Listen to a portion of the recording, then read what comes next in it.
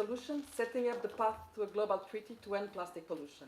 The resolution requests the convening of an Intergovernmental Negotiating Committee to develop an international legally binding instrument on plastic pollution, including in the marine environment, during the second half of 2020, with the ambition of completing its work by the end of 2024. An ad hoc open-ended working group will convene in Dakar, Sénégal, from 30 May to 1st of June to prepare for the work of this Intergovernmental Negotiating Committee. Our event today aims at briefing our audience on the preparations for this meeting, which is taking place in less than 2 weeks now.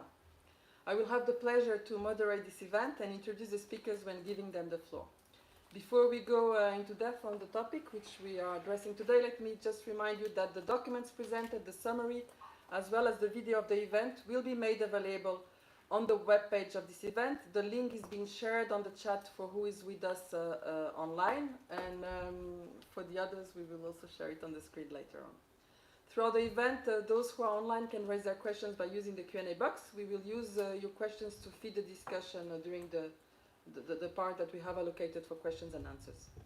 And for the opening of this event, it is my pleasure to give the floor to the representative of Morocco, which has Morocco has the presidency of the next United Nations Environment Assembly. And so I'm turning to Abderrahim Ait Slimane from the Permanent Mission of the Kingdom of Morocco in Geneva, which has joined us online. Abderrahim, the floor is yours.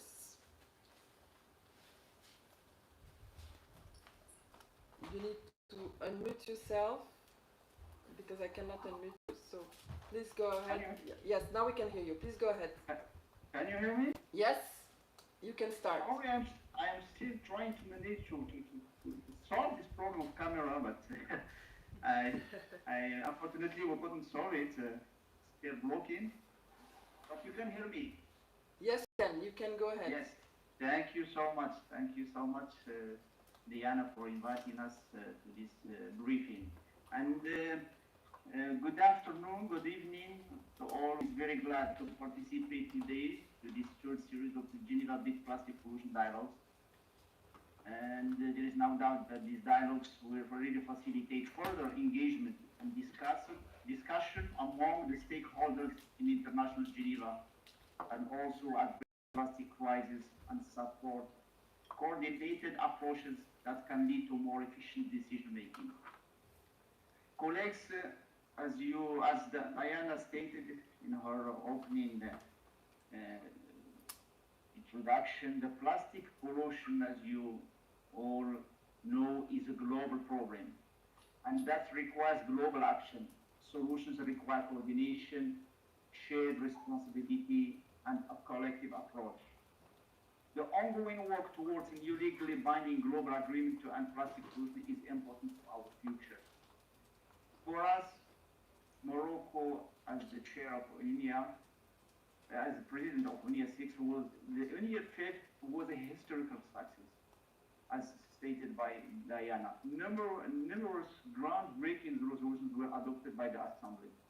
And aware of the challenges related to marine litter and plastic pollution can only be met within the framework of resolutely committed international cooperation, and taking into account its commitment and its active contribution to international process. Morocco has always supported the strengthening of global governance on marine litter and plastic pollution.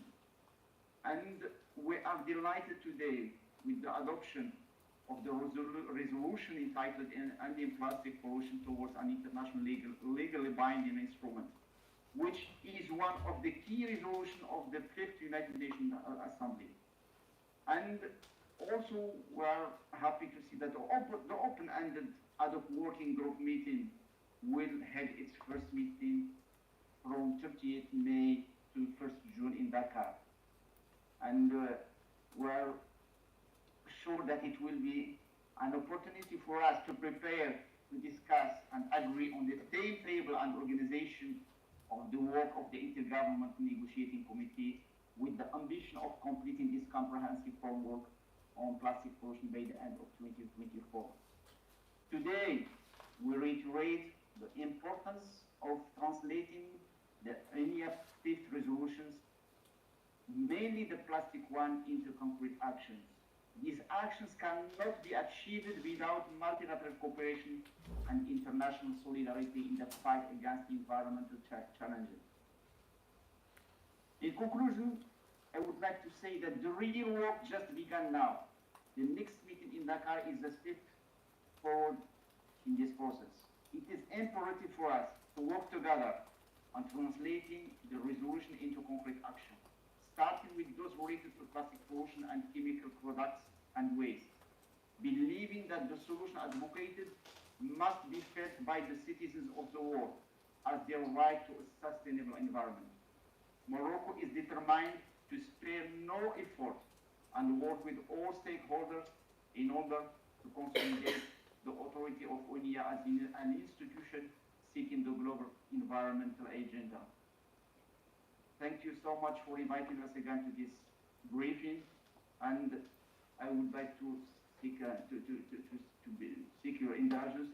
I have to leave in 30 minutes because I have another meeting, another important meeting physically this time. That's why I couldn't be with you today. I hope next time we'll be participating physically with you in the next series of meetings. Thank you so much, Diana. Thank you very much, Daim, for welcoming our audience. And indeed, we have many more people online than we have in the room. People are still take this convenience of also attending, remaining. I'm not going to comment, sorry. Let's move on the agenda. I have been mentioning that in all our meetings we do efforts to make our events hybrid, and we still see that we have 90% of the audience online. Of course, many people are joining us from many parts around the world, but it's true that also even colleagues in Geneva, many of them are joining us online today. So we are moving with the agenda of this event. We are now addressing the preparations of this open and working group that is taking place in Dakar. And it's my pleasure to turn to my left to Brenda Kokuk, who is a program manager for the Circle of Excellence on Plastic Pollution at the United Nations Environment Programme, who is involved in the preparations of what is going to happen in Dakar, and who will update you now on the preparations. Brenda, over to you.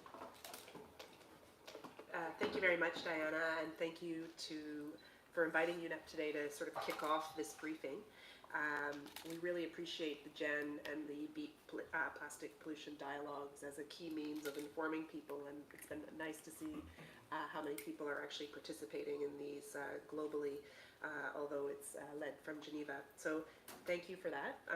As everyone is very aware, at every UN Environment Assembly, since the first one in 2014, governments have adopted resolutions directly addressing marine litter and microplastics, as well as various other resolutions that are linked to the topic of plastic pollution.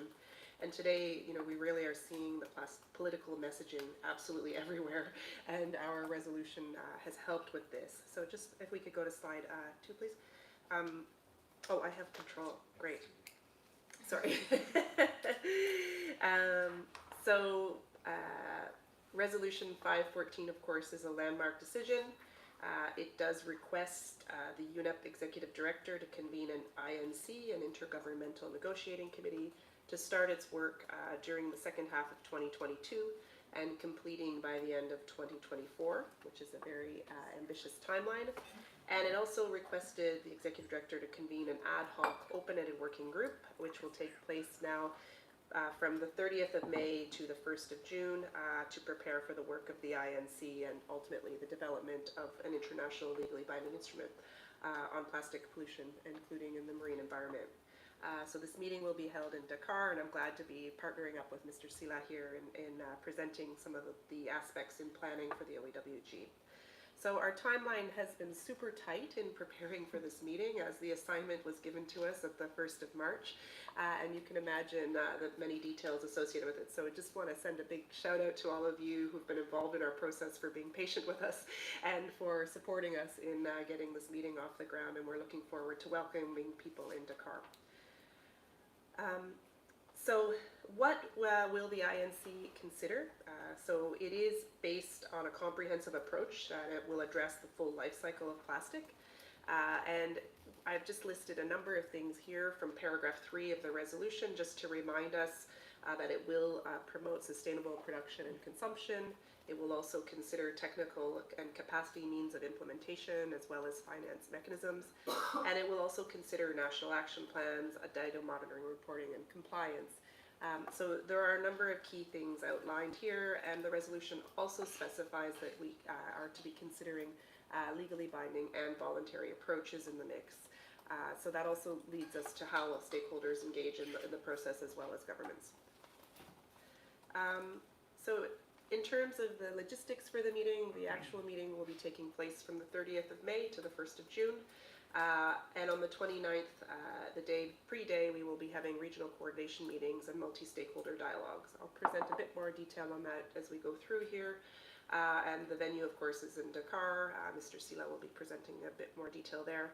It is also a hybrid format. I take note of Diana's comment of that hybrid meetings are more difficult to organize, so we are working hard on that, and we are working through the Interactio platform. The information is all available on the link, and maybe somebody could drop that link into the chat directly. That would be helpful. We currently have about 860 participants registered for the meeting, with about 35% of those participants face-to-face in Senegal. Registration closed yesterday. So in terms of the agenda, the key goal of this meeting is to prepare for the work of the Intergovernmental Negotiating Committee.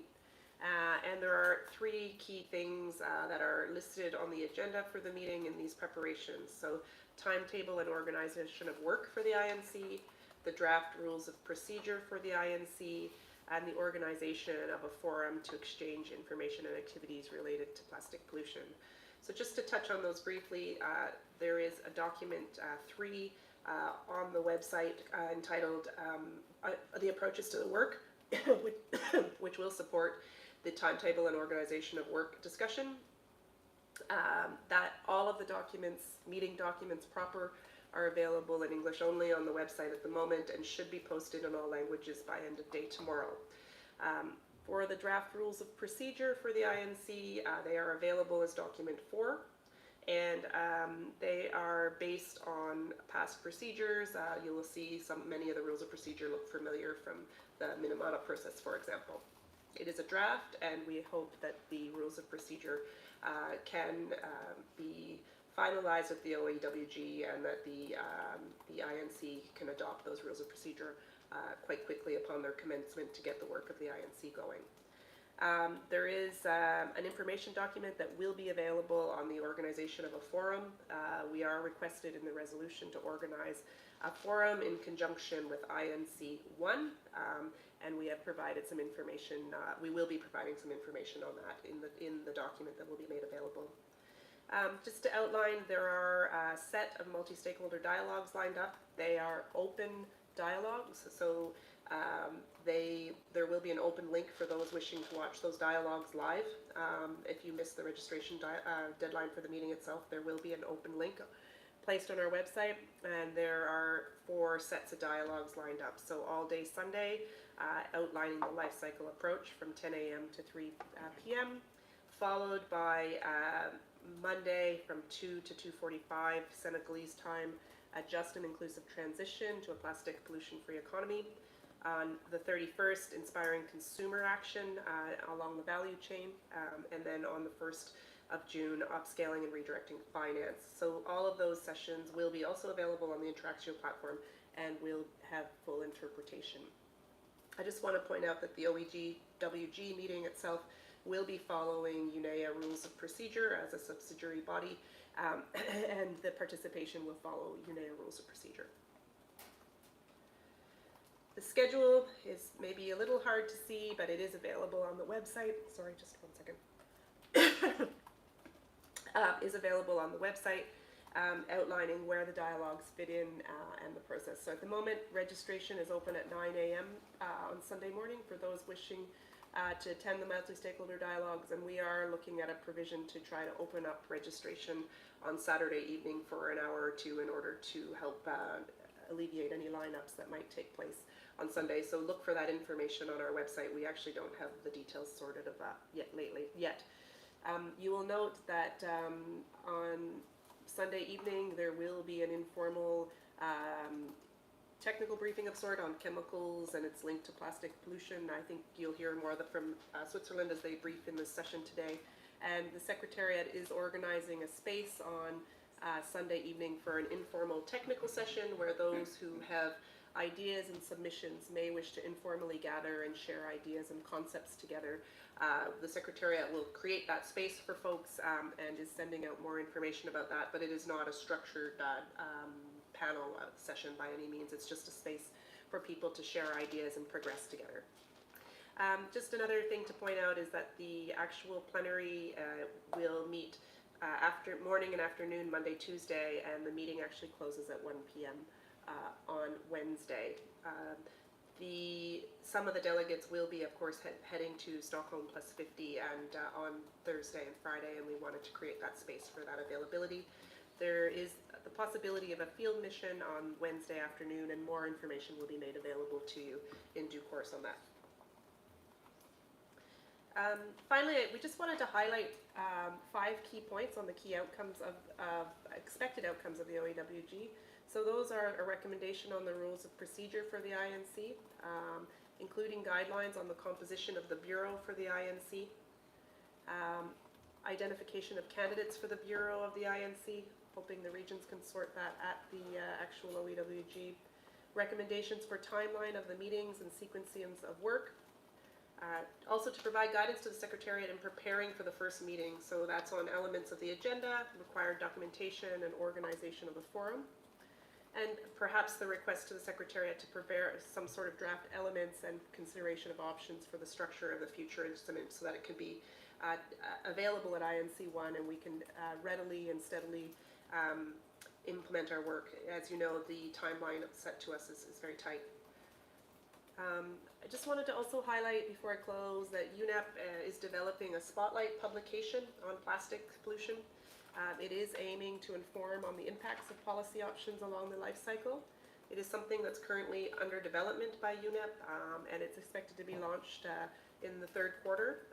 And the target audience will be to help the negotiation process and inform and technical experts as well as other actors along the way. So that is something that you can expect from UNEP as it's planning in terms of our own procedural processes. It's not a publication coming from the Secretariat of the INC by any means, but it is a UNEP aspect of development. Okay, so finally, just to close out, I'm thanking the GEM again for this. I have included a picture of the King Fahd Hotel, the actual venue of the meeting, and so I think Mr. Sila will be presenting a little bit further in terms of what we can expect there. And I just also, this event is based here in Geneva, and I just wanted to put up this, the Geneva Catwalk series here. I don't know, those of you who are based here will have seen about 20 cats along the lake that have been there for the past couple of months. They are gone now. But one of the cats, I thought it's just a key indication of how much political messaging there is around the world right now. So Philip Galec, a Belgian artist, has prepared these large statues, and this cat, of course, is carrying the weight of plastic pollution of the world on his back. And I think we can just expect that as we move into these negotiations, and the open-ended working group will really be a landmark time for us to just actually stop, get started, and on this really important process with a really tight deadline. So thanks, Diana, and thanks, everyone. Thank you very much, Brenda, for this complete presentation. And to complement what you have presented, we have the pleasure to have with us online Shaikh Sila, who is Director of the Ministerial Cabinet for Environment and Sustainable Development of Sénégal. You are currently not in Dakar, but you are with us here online, so it's my pleasure to turn to you and give you the floor. And you can turn on your camera. Thank you very much, Diana, and good morning, everybody, to all present in this meeting, and hi, Brenda and Donald and others. I would like just to not come back to all the detailed things by Diana and Abdurrahman from Morocco. And for Senegal, as you know, the meeting will be in the King Fahd Palace, and you see some picture on this. In King Fahd Palace used to host the ozone COP in 2005, I think, and the COP in 2009 or 10. It's a very nice area where you have the sea, golf, and sun, and a good venue also with adequate equipment, enough meeting room that we can have for our good convenience for your stay in Dakar. For the organization, we will facilitate visa for those not having embassy or consular in their country upon their arrival, but for this we need to receive their copy of passport, and their demand to be facilitated, and as well as their itinerary, so that we will send out a letter confirming that the visa will be made available upon arrival at the airport. At the airport, located in around 40 kilometers away of Dakar center, you will have transportation to the main hotel that we listed, or to any other hotel you have chosen from the internet. For the transportation also, we will assure transportation from listed hotel to the venue every day. And for the first day, there will be in Sunday we will have this dialogue. I don't want to come back to this agenda.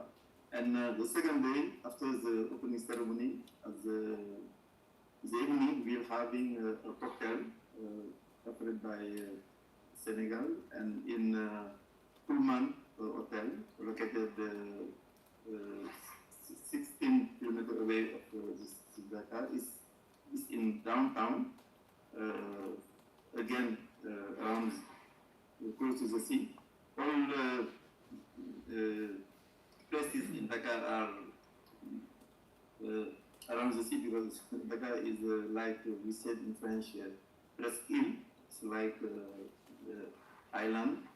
And after this cocktail, for the organization, we will have the last day the field visit on plastic. There are some ladies working to collect, plate, recycle, and sell plastic. This location is in Thiès, the second ville of Dakar, also Sénégal, close to Dakar, 70 kilometers away. There is highway, and transportation and accommodation will be facilitated. For the meeting,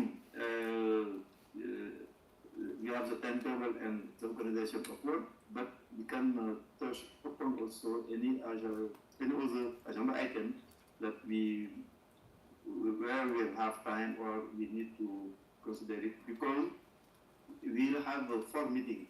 We think that we have time, but I think from my experience for ink, if you don't progress a lot in this first and second meeting, we are facing difficulty to organize extra meeting at the end. And but maybe during the diplomatic conference, the 5th meeting that we are having. Having said that, I think I have all these. I think we can also to have a big participation from the government, from the NGO, IGO, the private sector. All are involved in the negotiation, because we need a very strong and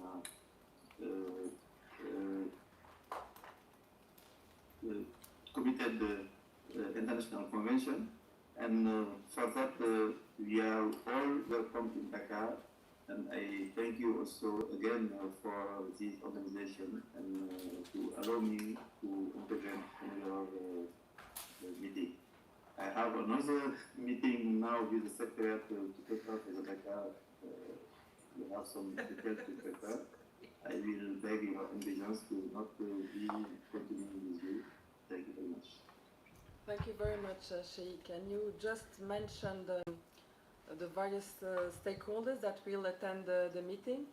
And we have representatives from these stakeholders here in the room, to whom we are now going to give the floor for them to provide us with their perspectives on this important upcoming meeting. And it's my pleasure to turn first to a member state. I have at my right Valentina Sierra from the Permanent Mission of Uruguay here in Geneva, who is very involved with the Chemicals and Waste Cluster, being a member of Bureau of some conventions and other bodies. So I will turn first to you, Valentina, for providing your perspectives on this upcoming meeting. Thank you very much, Diana, and thank you to the Geneva Environment Network for the invitation and to all organizers. I heard there are plenty of them, so thank you very much. It's a pleasure to be here with you. Indeed, this UNEA was a historic moment. It was the most successful UNEA, I can say, and also the media said so. And we agreed to start a process, to start in a negotiation process, with the goal to complete our work by the end of 2024. It is indeed ambitious, but I'm positive and I think we will make it.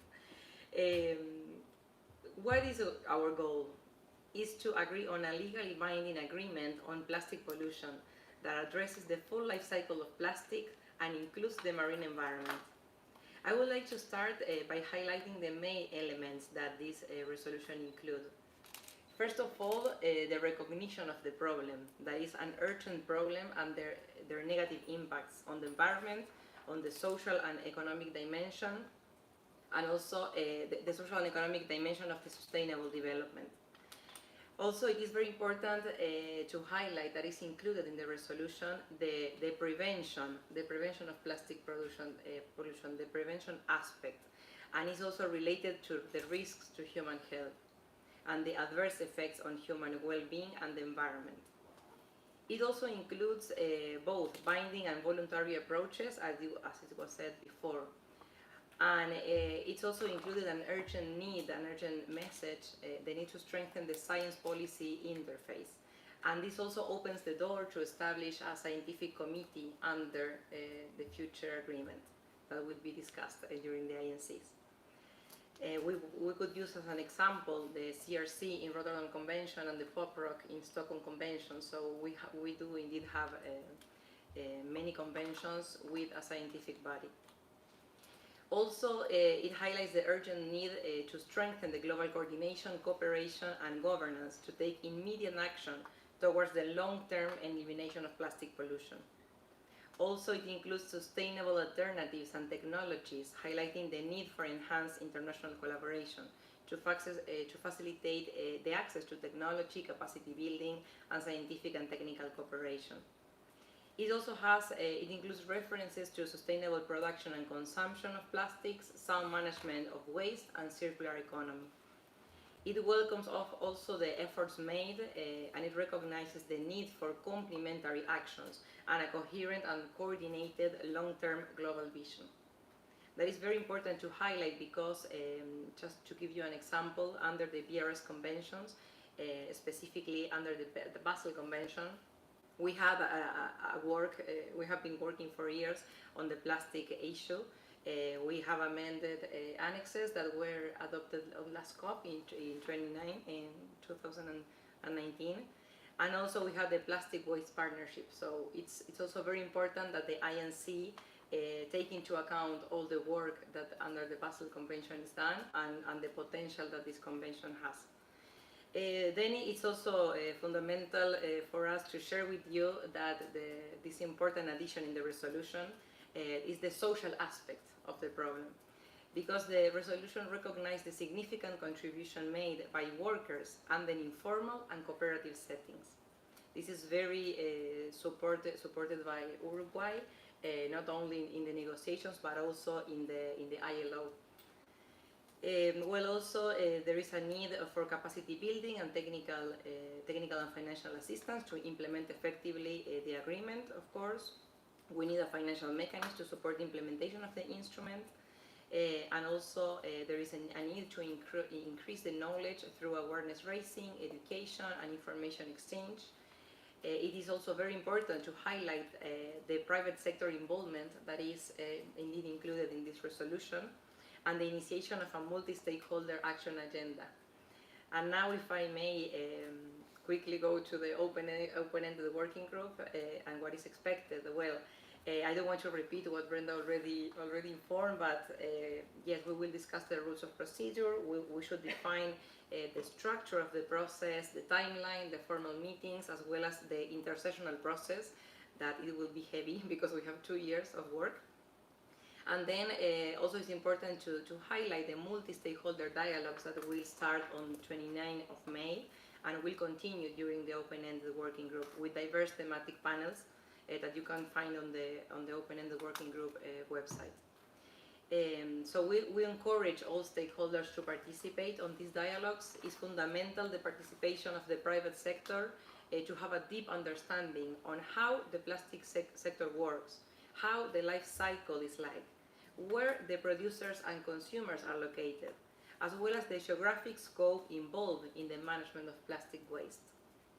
Also, we would like to encourage the participations of NGOs without restrictions, of the BRS and the SICOM Secretariat, of the academia, of the scientists, of the health and labor sector, of workers and informal workers, and youth representatives. We will also we would like to invite you to a technical briefing that we are organizing jointly with IPEN, Switzerland and Senegal. It will be a technical briefing on health, chemical, plastic and a non-toxic circular economy on May 29. And finally, my final words, well, we think it is important to have a broad INC bureau with 10 members, 10 representatives, 2 from each region, because as we know, in each region we have also sub-regions, and it's important to have equal representation. Also, we need to define the structure of the agreement, considering how the agreement could be implemented more quickly, because as we mentioned, it is an urgent issue that needs to be addressed. Also, it is important to highlight that the goal of the agreement, the agreement will be key, because there we will set the ambitions of our agreement. Also, we need to define how we will address the hazardous substances that are in plastic, and the importance to identify the most hazardous ones, to address them since the design stage, and evaluate how to phase down or phase out those hazardous chemicals. Also, we need a better recycling process, a better circularity, and if we remove, we phase down or we phase out these hazardous substances, we will have a better and non-toxic circularity and less impact in the environment and in human health. We also have to prevent the releases of toxics to the air, water and soil, as well as the exposure of workers and consumers. We would like to highlight also that we need to include the protection of human rights in the text, in the agreement, human rights to health, human rights to life, human rights to a healthy environment, among others. Final words, national plans are fundamental for us. They are useful not only for national and local governments, but also for the private sector, for cooperatives, for diverse organizations, is also a guideline of how all these stakeholders could act. But nevertheless, we should not limit the implementation aspect just to national plans. We should have a broader approach, because it's a global issue and many stakeholders are involved. Finally, we would like to highlight the importance of to promote education programs, to raise awareness and to achieve social changes regarding consumption, recycling and circular economy. Thank you very much. Thank you very much, Valentina, for these comprehensive perspectives and thoughts. And you have mentioned a lot of topics that are, of course, of great interest for stakeholders in Geneva, because those are topics that are really discussed in Geneva also. We were supposed to have a representative from the Pacific region with us, but it's very late night in the Pacific, and I suppose his alarm didn't work, so we might bring him in if he wakes up later. And so it's now my pleasure to turn to David Azoulay, who is representing here the civil society. David is the managing attorney of the Ciel office in Geneva and also the director of its environmental health program. And David is not only representing here the Center for International Environmental Law, but also the broader civil society community, and he will explain that better than me. David, over to you. Thank you very much, Diana, and thank you very much to the GEN for the organization of this event. The GEN has been very instrumental in supporting the outcome that we've managed to get so far in engaging a broad cross-section of the international community, which I think has been really important and probably critical in getting to the point that we are now. So I'm very glad to see GEN continuing to play this role. One of the advantage of speaking after so many good speakers is that they've already said most of the key elements. So I'm not going to repeat everything. It's also very satisfying for me to see that among the different stakeholders, at least those that we've heard so far, the expectations from the meeting are very similar and are the same, which usually sets us up for a good outcome and a good process. So as Brenda was saying before, our expectations for the outcome of the OEWG are pretty similar. We're looking at recommendation for the rules of procedure. We're looking at identification of possible candidates for the INC Bureau, timeline recommendations, and a request to the Secretariat to prepare some draft element and proposed option to structure the treaty and discussion. In that respect, I do want to share a few elements and a few perspectives from the civil society. The first aspect I would like to mention is, as you mentioned before it, Brenda, in the lead up to this OEWG, I think the process has been lucky enough to see a very large engagement of various sectors of society through civil society. And that, I think, is a very clear indication of the expectations from the rest of the world, of the momentum that exists behind this treaty, and will be very important to sustain in that respect. So indeed, the civil society organizations have been organizing, coordinating for many years, have supported this process, have supported governments and UN secretariats to get to this process, and the expectation is that we can continue to improve and be constructive participants to this process, because I don't believe that we will get the treaty we need to end plastic pollution without a very large, transparent, and active engagement from a cross-section of civil society. In that respect, Ciel has just published a document with a number of recommendations about how to ensure that particular participation through the INC process. We're also making specific recommendation in relation to how the rules of procedure should be drafted in that respect. We believe that there are some very good examples from past negotiations, whether it is from Minamata or from specific regional instruments such as ESCASU or ARIS, that all provide best practices, but that also provide for international obligations for the parties to these conventions to support and strengthen public participation in these processes. Another element that we believe will be extremely important in preparing the INC negotiation is to identify, as was mentioned before, clear objectives and target, taking into account the evolving international agreements on climate, biodiversity, and chemicals. And also, and this is something that we've heard repeated throughout the negotiations, we want to ensure that those objectives and targets are science-based. And in that respect, very often, when reference are made to science-based, to basing decisions on science, is to highlight the lack of information, the uncertainty that exists, and the need for more research. And while we indeed still need a lot of research on many aspects of the plastic life cycle, we also are seeing a very consistent and multiplying output coming from the scientific community about what it is that we need to effectively end plastic pollution. And in that respect, capping or trying to reduce plastic production comes out as a very clear requisite for the world to have a chance to address and to end plastic pollution. And so we're very much counting on the negotiations to be grounded in science and also look at these, look in particular at these aspects. So I'll maybe two more buckets of recommendations or perspectives that we have around this. One is about the timelines and the recommendations.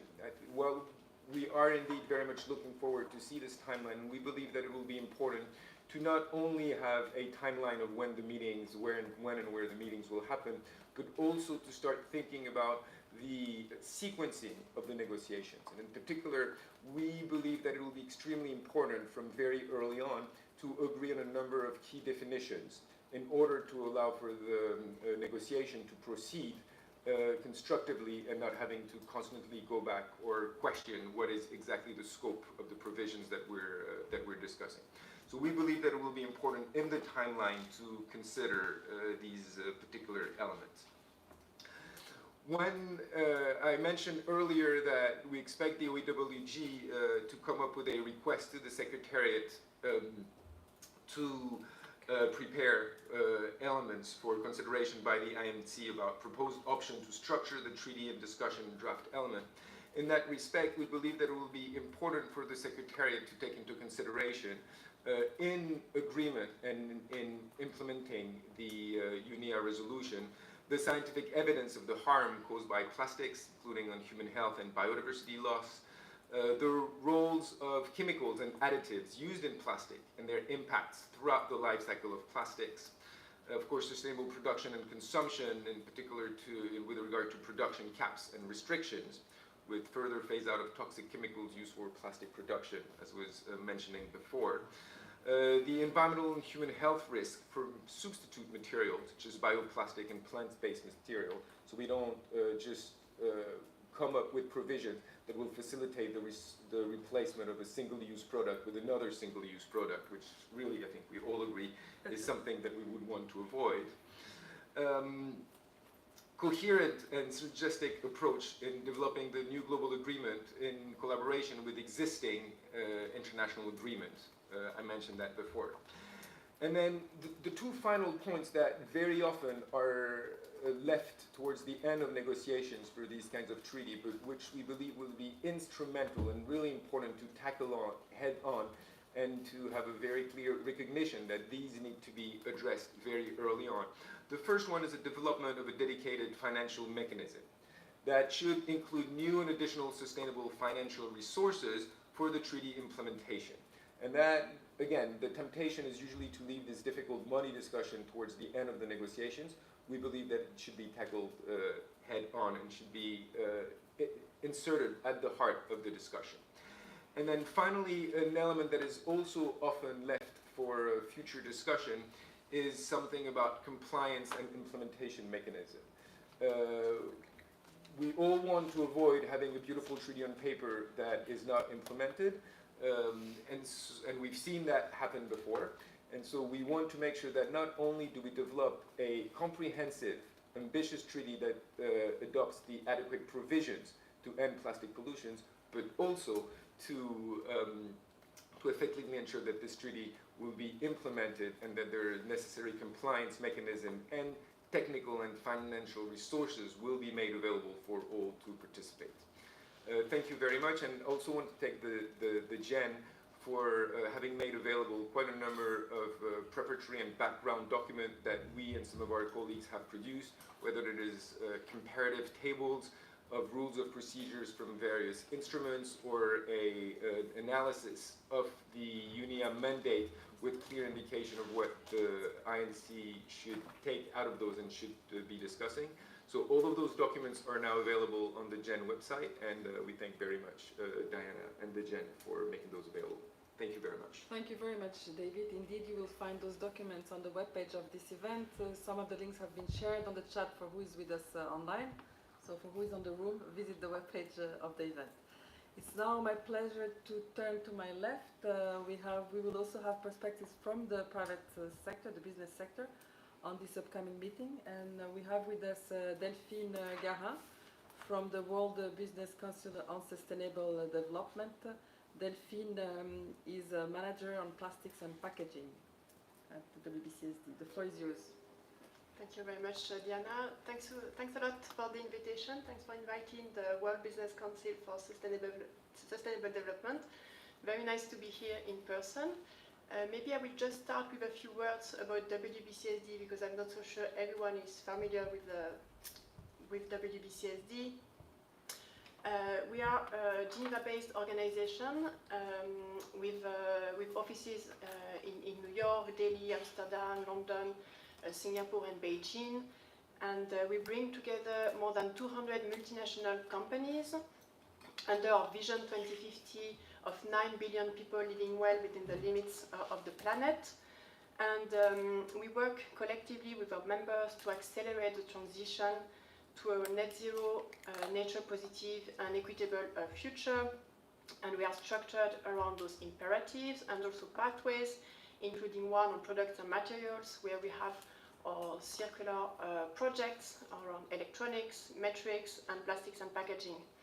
So the plastic pollution topic is very relevant for us because it really touches upon our key imperatives around climate, nature, and equity. I will move to the next slide just to show you our members. So more than 200 companies.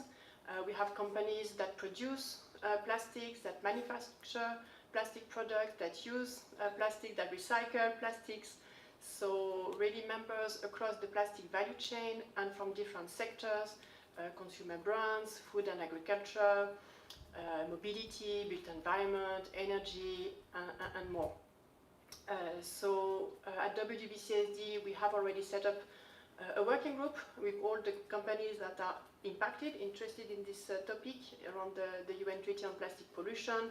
So we really want to mobilize business as much as possible. We also have actually a network of 70 partners, of partners in 70 countries, so in national jurisdiction. That can provide also the more localized insight, the local perspective. As we said, that it was important to have also the national perspectives. I will just move to this slide, which is basically the perspective from the private sector. Of course, WBCSD is not claiming to be the only business voice out there. And we also, of course, discuss and try to collaborate with the other organizations out there, whether it's the Ellen MacArthur Foundation, whether it's WWF, who has done a very great job into bringing the business voice through their campaign advocating for this UN Treaty on Plastic Pollution. I just wanted to highlight 3 elements that you can see on this slide, and the first one is about the cross-value chain dialogues along the INC process. As you said very well, David, about science that needs to tell us the way forward and what needs to be done, and we know there is no silver bullet in solving this issue. And we know that the resolution promotes sustainable consumption and production with a circular economy approach. It means upstream, downstream interventions, and basically business will be key in the implementation of this global agreement. So that's really what we want to bring to those discussion, negotiation, is really show the collaboration across the value chain. That will be very important in those discussions. Just to give you an example, if we look at brands that we need to increase recycled content into their products, it means that you need investment into waste management infrastructure so that you can guarantee high quality recyclates. But even before that, you need to make sure that you collect the plastic waste, and you need to ensure that you have feedstock to create those recyclates. And of course, even better, if you have products that are designed to be recycled in practice. So policies will play a key role in enabling this circular economy, and really business can help provide the insight, to provide the understanding of the market realities, to ground the discussion in business reality. What are the innovations that are needed? What are the new business models that need to be created? What investments need to be enabled? And basically how to make the value chains ready.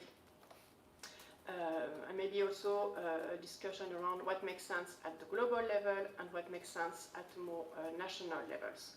So all this to say basically that we will be happy to provide a platform for business and policymakers to road test the proposed measures and analyze data gaps.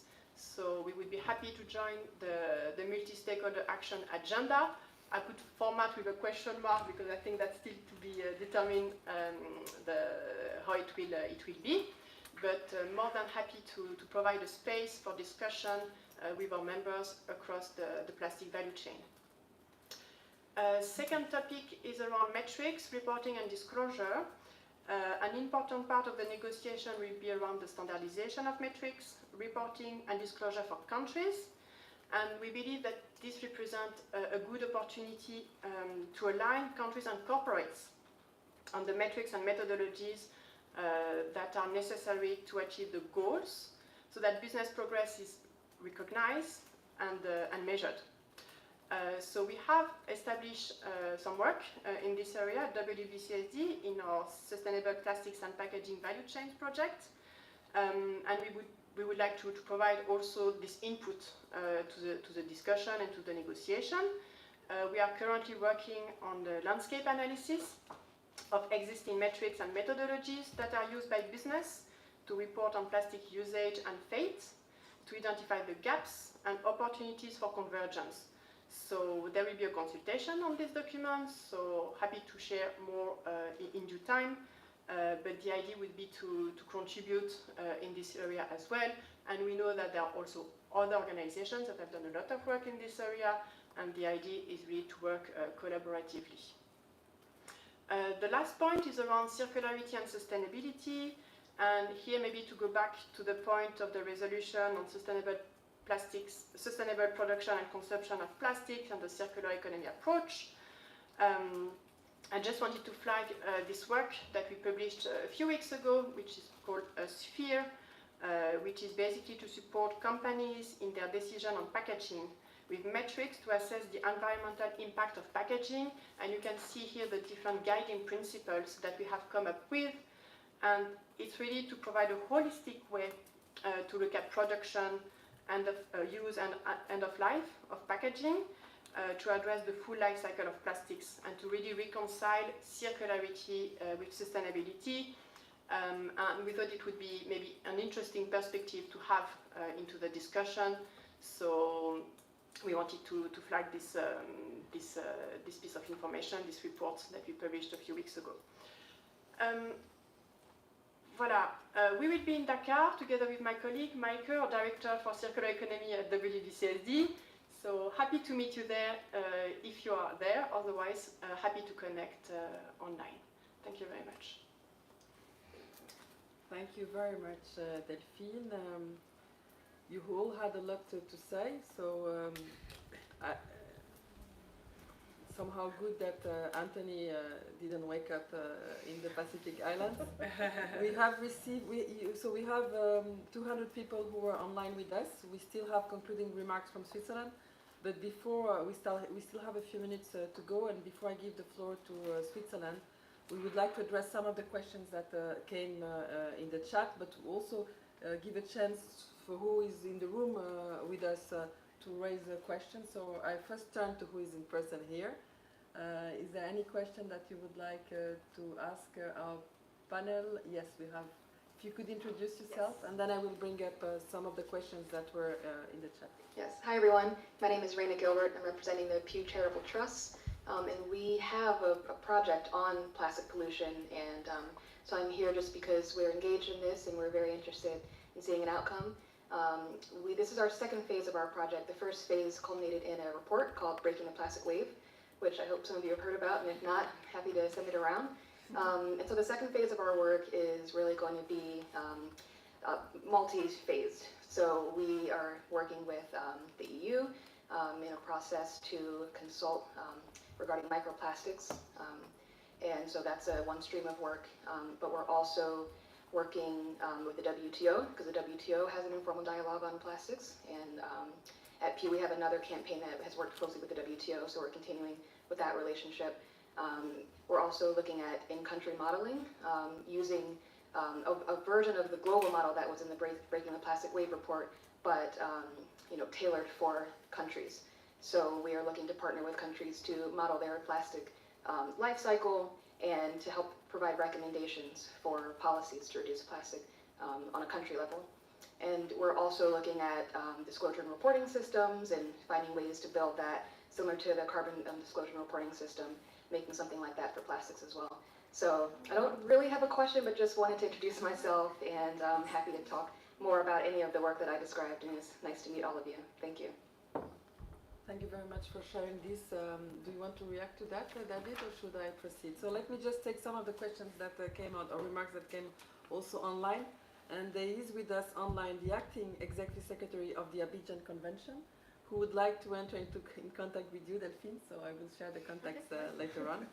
One of the questions that came on logistical issues was about visas and other logistics. I have shared in the shared some information on visas. And on logistics, the presentation that was made will be available on the webpage of this event. And we will make sure that some of the links, you have also the links there to the meetings, the webpage of the meetings, where you have all the documents of the meetings, including the documents on logistics. So you should be able, through our website and the webpage of this event, to find the most of these things. There's a question from Ina Balik, who works with plastic credits, and she's asking if plastic credits as financing mechanism will be discussed in Dakar. I first turn to David, and then if anybody wants. Yeah. So the short answer is no, it will not be discussed in Dakar, because Dakar will not be discussing the substance. Dakar will be setting up the structure for the negotiation. Will plastic credits be part of the financing discussion along the next 2 years in the INC? It might very well be, and this might actually be part of some of the discussion in Dakar, how we frame the financing discussion. But the short answer is no, it will not be discussed in Dakar, because this is not what the Dakar meeting is about. Then let me take another logistical question. Somebody who has registered for a side event, a UN event, and has not received any links to join. So you told us before that the registration is closed. Maybe some remarks on that from you, Brenda? Sure. So yes, the registration deadline has closed, but for the multi-stakeholder dialogues, we will put a public access to the link for the dialogues on our website, and that'll be communicated to folks so that you can actually join them from the link that will be on our website. Indeed, there is also a web page dedicated on the UNEP website for this. I don't see any other question in the room, so I propose that I see a new question coming up, but as you heard from David, what are going to be the main objectives of the Dakar meeting, I propose that we move to the closing of this event, but before we move to Switzerland, just turning to my colleagues on the right and on the left. You heard your other colleagues. Is there any reaction you would have or would like to add before I turn to Damaris? No? Okay, very good. So this is a briefing. It's not, so please go ahead, Damaris. Thank you very much. So Damaris Carnal, sorry, the focal point of Switzerland for the United Nations Environment Programme, who is leading on this topic for Switzerland. Damaris, over to you. Thank you very much, Diana, and let me also add my voice to all of those who thank you for all the hard work. We know that you're instrumental in many ways, and I think today's event and the whole series of Beat Plastic Pollution Dialogues is also a testimony of your work and the importance of also bringing us together. So I think this is again a great opportunity, and it's also heartening to see that after Guinea, which was also such an important moment in this process, it is also great that now we're entering another phase that will, I hope, also conclude with the same spirit that we had in Nairobi, but we also have some hard work ahead. I will not make more publicity on the technical briefing that was already mentioned by Brenda and Valentina that we're also co-organizing. We'll make sure that the information will be on the website of the GEN, but also making its way on the official or unofficial program for Dakar. I also want to thank all the panelists and participants. I think it's also great that politically we also have the blessing and support of the UNEA presidency, and I want to thank Morocco. And even though we didn't have the CID's perspective with us, of course, they continue to remain a very important actor, and we look forward to also have them at the table and make sure their perspectives and priorities are taken into account. I think it was mentioned a number of times, pressure was very important, so also congratulations to Sénégal and to the Secretariat for the hard work. We know that some documents are still coming, so please continue to check the website. They're doing their best. We almost have all the information, and this is also important. But I also wanted to give some maybe my key takeaways from this event and also for Dakar. We need to set up a good process so that we can create enabling environment to have successful negotiation. And setting up a good process, I think, will mean that we need to have an efficient and very competent secretariat. There's a lot of substantive work and support that will need to be done. We also need a strong bureau and presidency. This is also something that will be discussed in Dakar. I think David also referenced the rules of procedure. We also need to make sure that rules of procedure will help us and not make our life more difficult in the process going ahead. Maybe one point we keep on saying, that the process is very ambitious. The timeline is really going to be a challenge, but I think we also need to remember that speed should in no way be at the cost of ambition.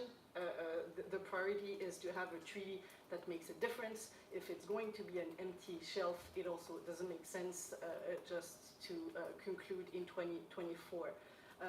One thing, because we're also going to discuss the timeline, I think a lesson we learned ending UNEA in beginning of March and now going to Dakar end of May, 3 months is really not a long time, and as it was mentioned, we're doing more procedure than substance at this stage. So I think when we'll design also the timeline, we need also to realize that we need sufficient time to prepare, not only the Secretariat, us member states, the stakeholders.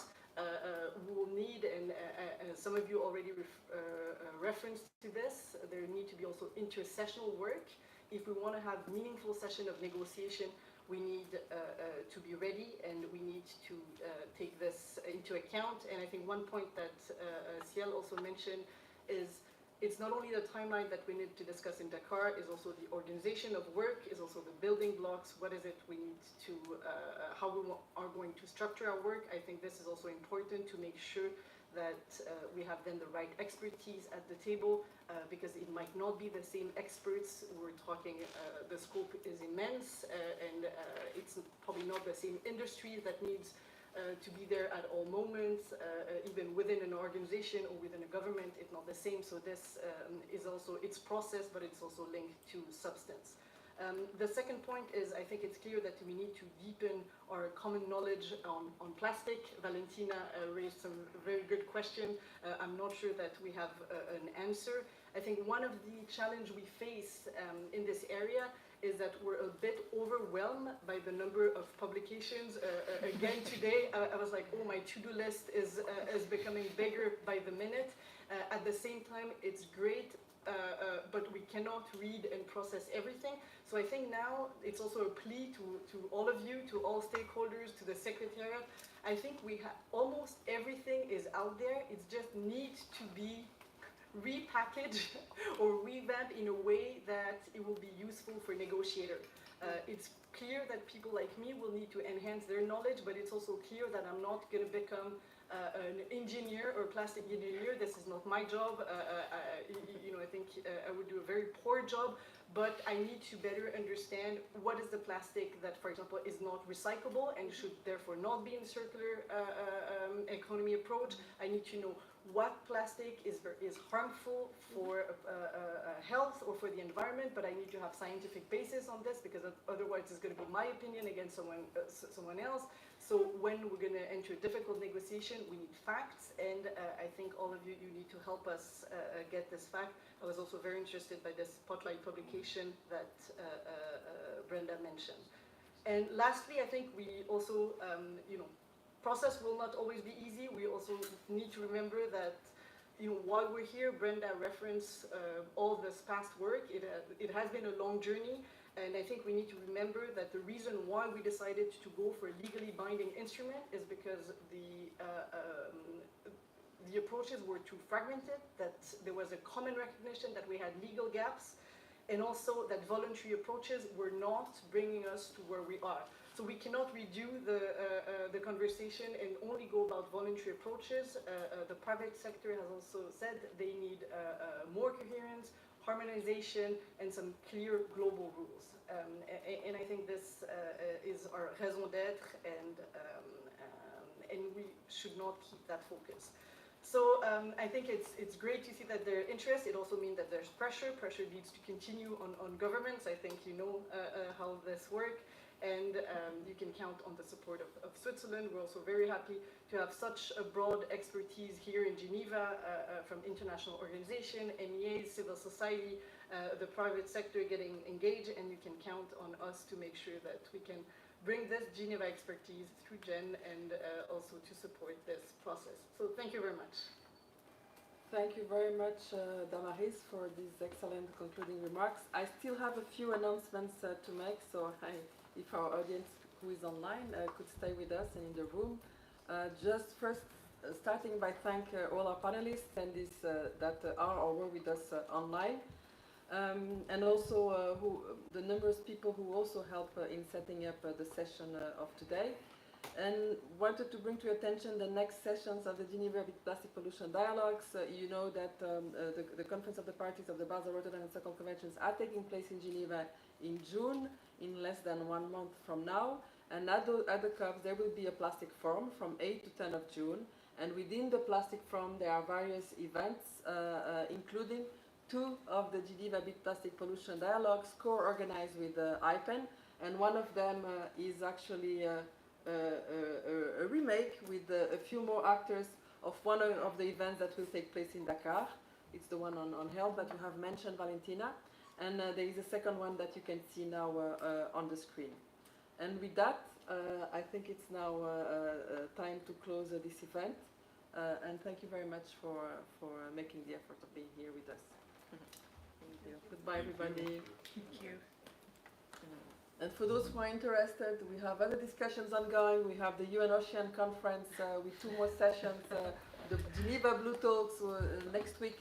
The Tuesday session will be on fisheries subsidies, and we will have a high-level session for which the special envoy of the UN Secretary General will be with us, which is the following Tuesday. And we have next week an interesting event on the climate tipping points, a proposition of a report that Switzerland would like IPCC to make in its next cycle with Professor Stocker here at the International Environment House and online.